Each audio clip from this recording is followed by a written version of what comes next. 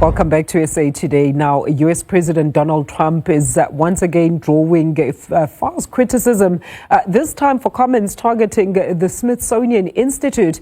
In a social media post on Tuesday, Trump actually accused the institution of placing far too much emphasis on the horrors of slavery in its exhibits and suggested he would pressure the museum's complex to change its approach, echoing earlier threats that he had made to universities over federal funding. Remember Harvard? For more on this, let's now speak to Ms. Aisha Kaji, who's an international relations analyst. So, Aisha, it's great to have you with us. Happy Women's Month to you. I mean, what was your... Alicia, and to all the ladies watching. Absolutely. Thank you so much, Aisha. I mean, what was your first reaction to this latest move by Trump? Let me tell you something. Apparently, Trump's camp is saying President Trump will explore all options and avenues to get the woke out of the Smithsonian and hold them to account. What do you say to these assertions? Alicia, unfortunately, or fortunately, I don't know, I'm collecting Trumpisms at this point since the beginning of this presidency. So this, for me, is just another example of how Mr. Trump goes off at a tangent on certain issues, like this issue of slavery, not acknowledging its role in American history, the role that slaves played in bringing the United States of America into that leading position in the economic and political, its leading position in both economics and politics worldwide. A lot of that really depended on the slave trade and the role that slaves played in sustaining major American exports such as and crops such as sugar, tobacco, etc. So for Mr. Trump to make this kind of allegation that the Smithsonian's focus on slavery is a woke issue is so far out there. It's so much out in left field. It feels like it's a smack in the face to people of color in the United States and elsewhere, because it appears to negate the role that slavery played and the slave trade played in basically making the so-called First World what it is. And it also appears to be so anti-intellectual, so historical or ahistorical, so unconsciously and perhaps even consciously, diminishing the role of both history and culture, trauma, torture, etc., in the collective American and the collective global psyche. So, for him to be threatening the Smithsonian, one of the United States' premier research and museum organizations, something that draws hundreds, if not thousands of tourists every month to the Smithsonian institutions, that is renowned for scholarship and its preservation of history and culture and archetypes, it just feels like a slap in the face, quite frankly. It feels like Mr. Trump, picks up on something that he, for whatever reason, does not like, perhaps because of his white supremacist, orientation. And then he runs with it to the extent that he is uncaring of whether it tears into the social fabric of the United States, of communities within the United States. He is uncaring of whether it draws anger and ire from intellectuals, from scientists, from academics, from sites of memorialization, etc. He's totally uncaring of that. Mr. Trump's worldview is perhaps one of the strangest things about him. And it appears to be echoed by those around him.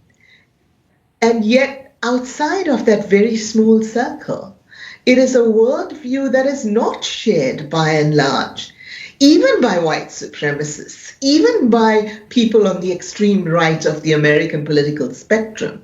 So it just feels like Mr. Trump and his closest advisors are living in a rarefied bubble where they believe anything they think or say should be adopted by the rest of society, both American society and worldwide.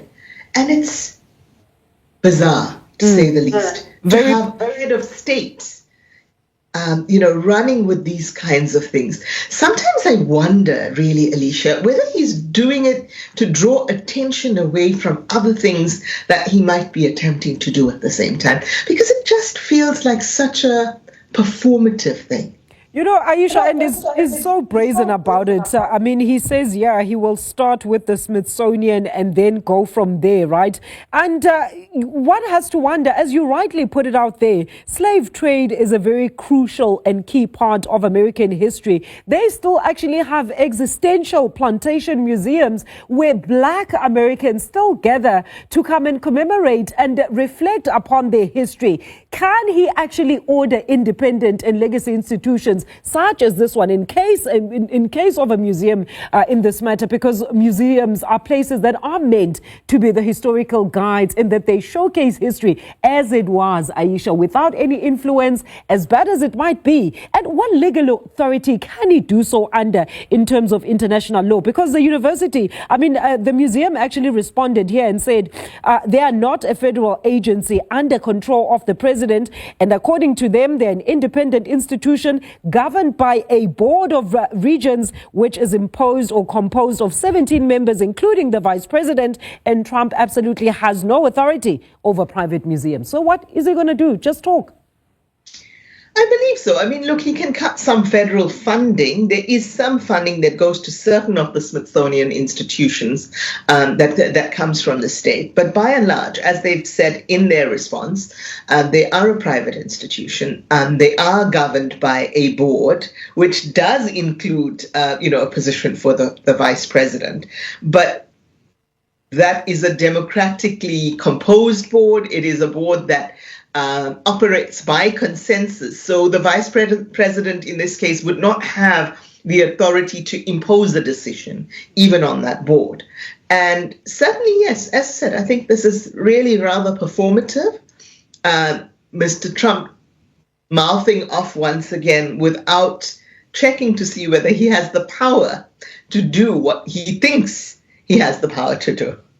And we've seen this in his, his so-called diplomatic efforts. We've seen this, for example, when Mr. Zelensky visited the White House. We saw an attempt at similar with our own President Ramaphosa. We've seen it in his appointment of people like Elon Musk to the then Department of Government Efficiency, and then the breakup of that brotherhood, that bromance, as it was being called in the media. So, Mr. Trump seems to have a very inflated sense of self, to the extent where he literally believes in that hype about being the leader of the free world. All right. Yeah.